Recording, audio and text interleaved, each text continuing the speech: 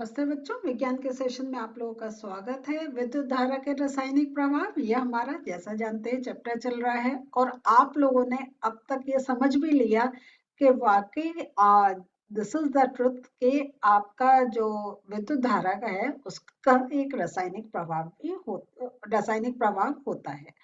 तो इसी को आज हम लोग विद्युत लेपन के बारे में समझने जा रहे हैं, जिसको हम इंग्लिश में इलेक्ट्रोप्लेटिंग भी बोलते हैं।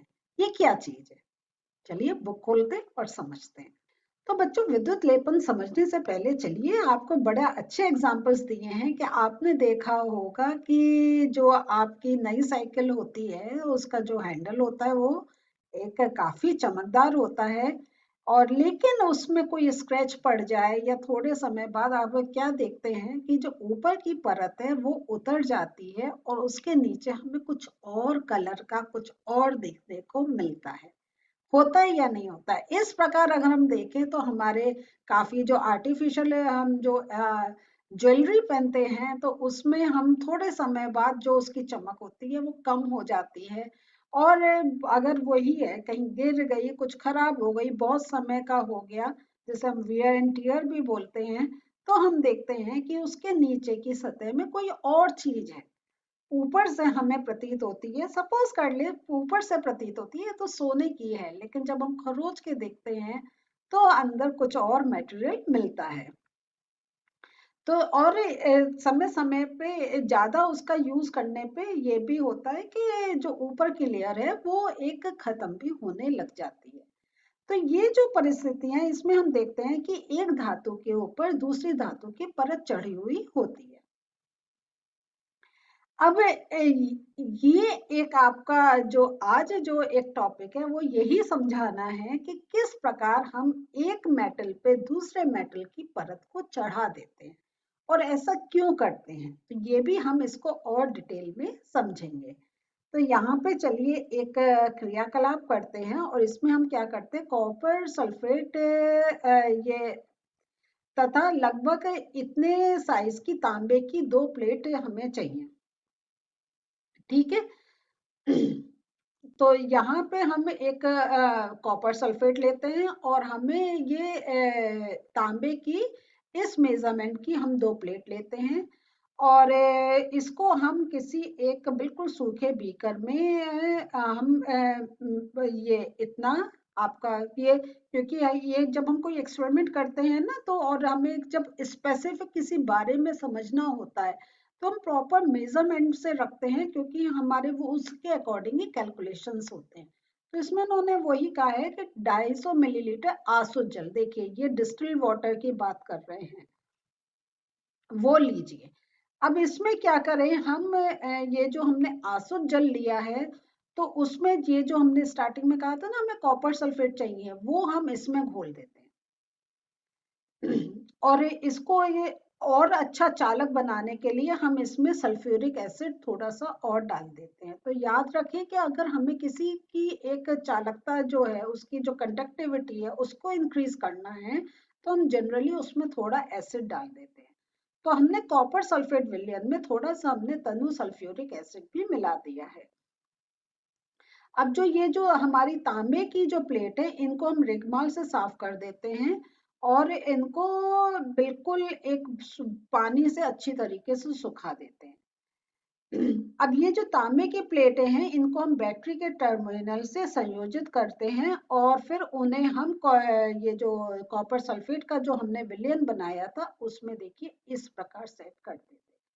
तो ये पूरा है कि इसके अंदर हमने एक बीकर लिया है, इसमें 250 ml हमने आंसू जल लिया था जिसमें हमने कॉपर सल्फेट मिला के उसको कॉपर सल्फेट का सॉल्यूशन बनाया और थोड़ा सा सल्फ्यूरिक एसिड कंडक्टिविटी उसकी इंक्रीज करने के लिए मिलाया और 2 तांबे की प्लेट ली सेम साइज की। और जैसा आपको याद है हमने जो ऊपर एक एक्सपेरिमेंट देखा था उसमें आपसे हमने कहा था ये जो बैटरी का था कि थोड़े से जो टर्मिनल जो हम ज्वाइन करने हैं वो जो जल है उससे थोड़े से गैप में रहें।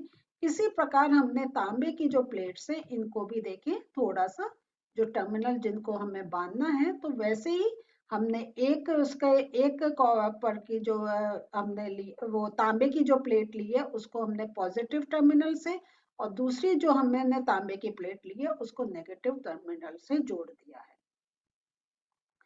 और इसमें अब हमने जो विद्युत धारा का प्रवाह हमने करीब 15 मिनट के लिए रखा, तो मींस जो बैटरी है इसका हमने कनेक्शन करके 15 मिनट तक हमने इलेक्ट्रिक करंट पास होने दिया। अब आप वो कह रहे हैं कि ये जो इस टाइप से याद रखें कि हम जब आपको ये ऐसे कोई एक सेटिंग देखने को मिलती है, हम वैसे कोई एक मेटल का नाम लेते हैं लेकिन जनरल वर्ड जो हम यूज करते हैं वो इलेक्ट्रोड बोलते हैं, ठीक है। तो 15 मिनट के बाद क्या करते हैं, हम इलेक्ट्रोडों को हटाते हैं और उन्हें हम ध्यानपूर्वक देखते हैं।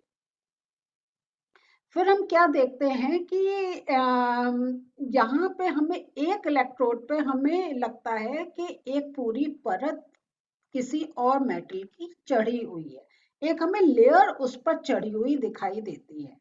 तो और फिर हम देखते हैं,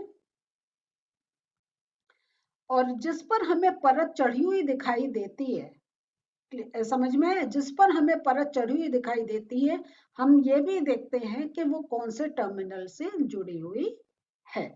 तो ये एक अभी आपको ये बस एक एक्सपेरिमेंट है, ये अब हम सिंपल ऑब्जर्व कर रहे हैं कि 15 मिनट इलेक्ट्रिक करंट फ्लो करने के बाद जो इलेक्ट्रोड निकाली कि हमें कौन सी इलेक्ट्रोड में हमें एक परत चढ़ती दिखाई दी, और वो वाली जो इलेक्ट्रोड थी वो कौन से टर्मिनल से जुड़ी हुई थी। और फिर ये एक्सपेरिमेंट के बाद यहाँ पे कह रहे हैं कि अब आप इलेक्ट्रोडों को आपस में बदलकर फिर से क्रियाकलाप करिए और देखें कोई डिफरेंस हमें देखने को मिलता है या नहीं।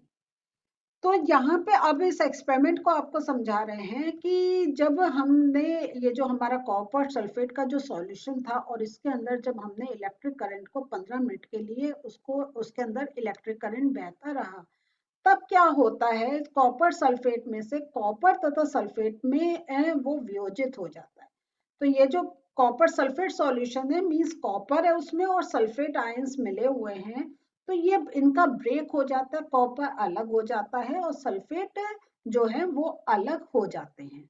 और ये जो होता है, जो हमारा कॉपर जो है बैटरी के ऋण टर्मिनल से संयोजित इलेक्ट्रोड की ओर आकर्षित होता है तथा इस पर निक्षेपित हो जाता है। लेकिन विलयन से कॉपर के क्षय की पूर्ति कैसे होती है?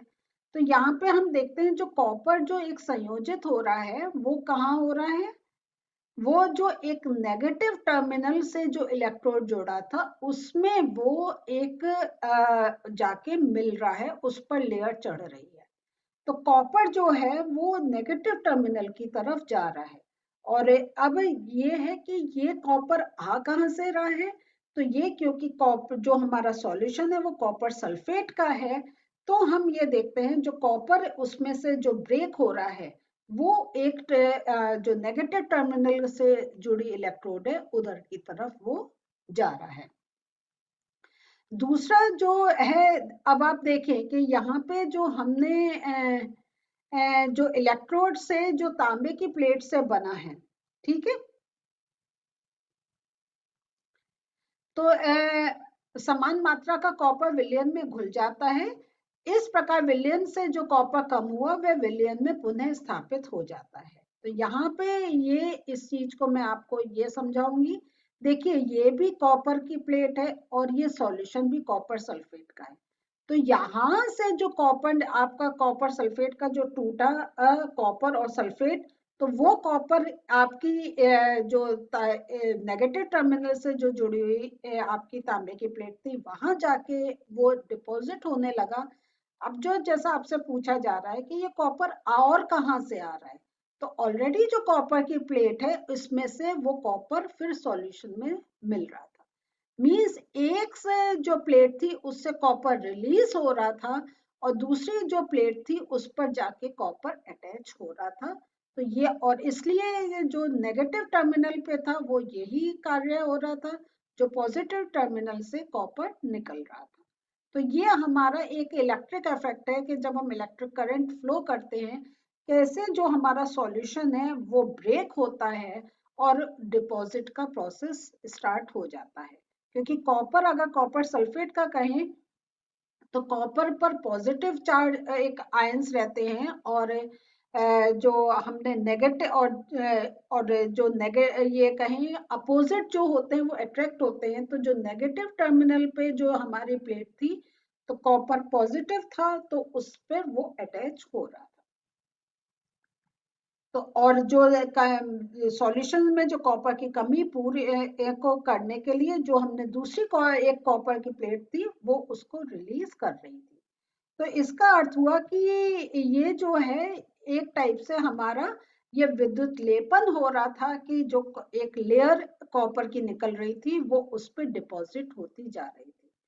तो ये कि इस पर इसका अर्थ हुआ कि इस विद्युत लेपन प्रक्रिया में एक इलेक्ट्रोड से कॉपर दूसरे इलेक्ट्रोड को स्थानांतरित हो जाता है। ठीक है, तो ये इसी को कहते हैं विद्युत द्वारा किसी पदार्थ पर किसी वांछित वस्तु की परत निक्षेपित करने की प्रक्रिया को हम विद्युत लेपन कहते हैं। और ये हमारा जो विद्युत का जो एक धारा का जो रासायनिक प्रभाव है, इसका एक बहुत ये अच्छा एग्जाम्पल है।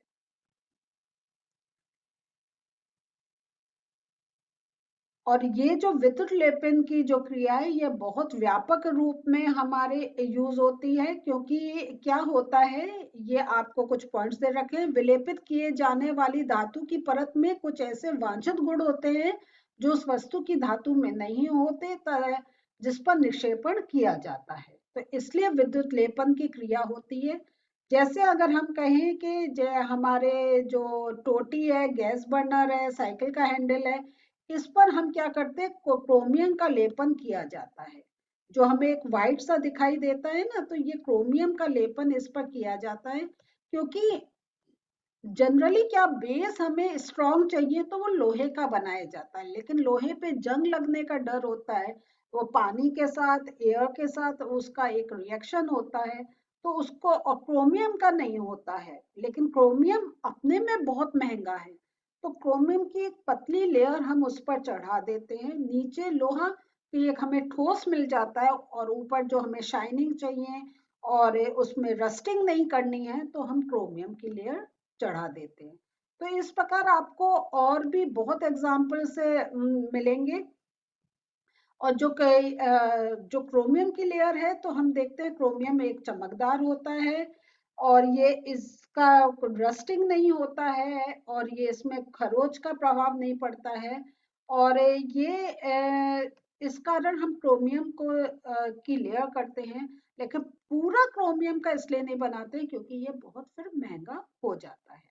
तो ऐसी ही हम जो एक चांदी की जो हमारे आभूषण होते हैं उसमें हम सोने, आपने सुना होगा कि सोने की एक परत चढ़ा दी। तो सोने की जो एक, या सोने का पानी चढ़ा दिया, जो जनरल भाषा में बोला जाता है, वो इसीलिए है चांदी सस्ती है, सोना महंगा है। तो हल्की सी अगर एक सोने का जो उसका येलो कलर का एक इफेक्ट आ जाए, वो एक पतली लेयर अगर हम चढ़ा दें, तो हमारे कम पैसे में हमारी चीज आ जाती है। और इसलिए कहीं कहीं वो इसलिए कहते हैं सोना खरीदते हुए आप ध्यान रखें, कहीं ये तो नहीं है कि खाली उसका सोने का पानी चढ़ा हुआ है और नीचे चांदी या कोई कॉपर या कोई और मेटल है। तो इस बात का भी आपको ध्यान रखना चाहिए। फिर खाद्य पदार्थों के भंडारण के में जो हमें टीन के डिब्बे में लोहे के ऊपर टिन का विद्युत लेपन किया जाता है। तो ये जो खाने के डिब्बे हैं, तो आप कभी देखेंगे कि अगर आपके टीन के जो हम डिब्बे लेते हैं ऊपर से व्हाइट दिखाई देते हैं, लेकिन अगर आप स्क्रैच करेंगे तो आपको अंदर एक आपको लोहे का इफेक्ट देखने को मिलता है। और हम इसमें ये जो विद्युत लेपन की क्रिया करते हैं वो इसीलिए करते हैं क्योंकि जो लोहा है वो खाद्य पदार्थों के साथ रिएक्ट कर सकता है और रस्ट लग सकती है, और हमारी जो खाने की सामग्री है वो खराब हो सकती है। पुलों तथा स्वचालित वाहनों को प्रबल बनाने के लिए लोहे का उपयोग किया जाता है, लेकिन लोहे में अगेन वही रस्टिंग की प्रॉब्लम होती है।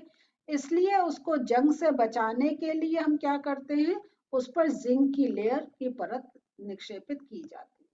तो बच्चों ये सारा विद्युत लेपन से इम्पोर्टेंट आपके पॉइंट्स हैं, तो इनको आप पढ़ लीजिएगा। ये पूरा पैराग्राफ ही आपका बहुत इम्पोर्टेंट है, इसको आप ये एक दो बार पढ़ेंगे आपको याद हो जाएगा, क्योंकि काफी चीजें हम डेली अपने यूज में उसको लेते हैं। और फिर एक ऊपर के हैं। अब जैसे आपको यहाँ पे एक इस बच्चे का कहा है कि अगर उसको उसको तांबे की एक ही प्लेट मिली, दूसरी नहीं मिली, तो उसने क्या करा, कार्बन की छड़ को बैटरी के ऋण टर्मिनल पे जोड़ दिया, क्योंकि हमें जो एक डिपॉजिट हमारा ऋण टर्मिनल पर भी हो रहा है, तो हम किसी भी अब हम कोई भी एक वो मेटल की चीज ले सकते हैं, और जिस चीज का हमें एक विद्युत लेपन करवाना है वो हमें पॉजिटिव टर्मिनल से जोड़नी होती है, और जिस पर विद्युत लेपन करना होता है वो हम ऋण टर्मिनल से जोड़ते हैं। तो इस बात को ध्यान रखिएगा, ये आपसे प्रश्न के रूप में भी पूछा जा सकता है कि हमें ये कि कोई लोहे की चीज है, उसका हमें विद्युत लेपन क्रोमियम से करना है, तो हम कौन से टर्मिनल पे उसको रखेंगे, तो याद रखिएगा वो हम ऋण टर्मिनल पे रखेंगे। और जो क्रोमियम जो हमें एक चाहिए, तो वो हम पॉजिटिव टर्मिनल पे रखेंगे, जैसे वहां से क्रोमियम का वो रिएक्शन हो, वो एक हमारा जो रासायनिक क्रिया वो हो, और वहां से लेयर उसका वो क्रोमियम निकले, और वो ऋण टर्मिनल पे जो हमने इलेक्ट्रोड रखी है उस पर वो डिपॉजिट होता जाए। और लेकिन दूसरा जो एक विद्युत लेपन का जो एक नेगेटिव इफेक्ट है वो ये है कि ये हम एक कोई केमिकल सॉल्यूशन बनाते हैं जिसमें हम ये सारा इलेक्ट्रोप्लेटिंग का प्रोसेस करते हैं। ये तो आपको एक छोटा सा हमने दिखाया, लेकिन जब इतने बड़े बड़े हमारे चीजें और इतनी मास स्केल में होती हैं, तो वो सॉल्यूशन कहाँ फेंका जाए, वो एक हमारा पॉल्यूशन का कारण है। तो उसके लिए भी इंडस्ट्रीज को एक स्पेशल एक्शन लेना चाहिए कि किस प्रकार वो जो सॉल्यूशन है, क्योंकि वो सारे केमिकल्स हैं, वो कहाँ थ्रो करे जाए कि पॉल्यूशन कम हो। तो बच्चों आज हमारा ये चैप्टर पूरा हो गया है, इसके नोट्स देख लेते हैं। तो जो देखिए मैं आपको बता रही थी वो ये है। तो देखिए ये जो डिपॉजिट कॉपर का जो डिपॉजिट जैसे हमने करा था, ये मैं आपको पिक्चर से दिखा रही हूँ कि ये जो नेगेटिव टर्मिनल से जो रॉड जुड़ी होती है उस पर आपका जो सॉल्यूशन जो जिस चीज का भी डिपॉजिट होना है, जैसे यहाँ पे ये कॉपर सल्फेट का सॉल्यूशन है और कॉपर डिपॉजिट हो रहा है, तो ये नेगेटिव टर्मिनल पे। याद रखिएगा आपकी ये पिक्चर्स डिफरेंट, कभी नेगेटिव टर्मिनल इस साइड में दिखाते हैं, कभी इस साइड में। आपकी बुक में इस साइड में दिखा रखा है, लेकिन मैंने इसलिए आपको वो दूसरे साइड में करके दिखाया कि आपका कोई प्रश्न आ रहा है कि किस पे डिपॉजिट होगा, एरो करके दिखाना है या ए बी करके बताना है, तो ध्यान रखें सबसे पहले कि नेगेटिव किस साइड में है। तो हम कैसे भी सेटिंग कर सकते हैं, हम पॉजिटिव इधर नेगेटिव इधर रख सकते हैं, या नेगेटिव इधर पॉजिटिव इधर रख सकते हैं, उससे कोई नहीं, लेकिन जो नेगेटिव टर्मिनल से जो जुड़ी इलेक्ट्रोड होगी वहीं पे डिपॉजिट होगा, ये ध्यान रखिएगा। और उस जो इलेक्ट्रोड है उसको हम कैथोड कहते हैं, और जो पॉजिटिव टर्मिनल से जुड़ी हुई होती है उसको हम एनोड कहते हैं। ये मैं आपको इस पिक्चर के द्वारा दिखाना चाहती थी। और विद्युत लेपन के उपयोग की बात कर रहे हैं, विद्युत द्वारा किसी पदार्थ पर किसी वांछित धातु की परत निक्षेपित करने की प्रक्रिया को विद्युत लेपन कहते हैं। विद्युत लेपन के उपयोग की बात करी जाए तो आभूषणों पर सोने या चांदी की परत चढ़ाना, नल की टोटियों, वाहनों के कुलपुर्जों, पहियों के रिम, गैस स्टोव, बर्नर आदि पर क्रोमियम की परत, लोहे पर भी जंग आदि से बचाव के लिए जिंक की परत चढ़ाई जाती है। तो ये सारे इसके विद्युत लेपन के उपयोग हैं।